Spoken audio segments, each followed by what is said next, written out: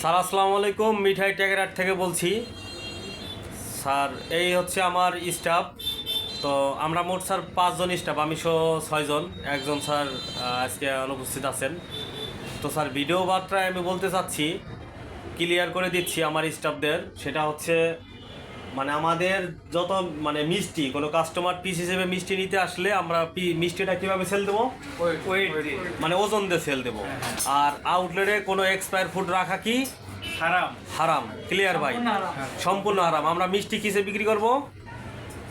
ওজন দিয়ে বিক্রি করব।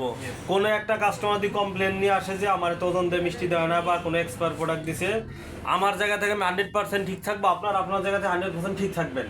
যদি কোনো কমপ্লেন আসে সেটা জবাব দিয়ে আপনাদের প্রত্যেকটা দেওয়া লাগবে, যে মানে ভুক্তভোগী থাকবে। ওকে? আর আউটলেটে কোনো এক্সপায়ার প্রোডাক্ট রাখা টোটালি হারাম। ওকে?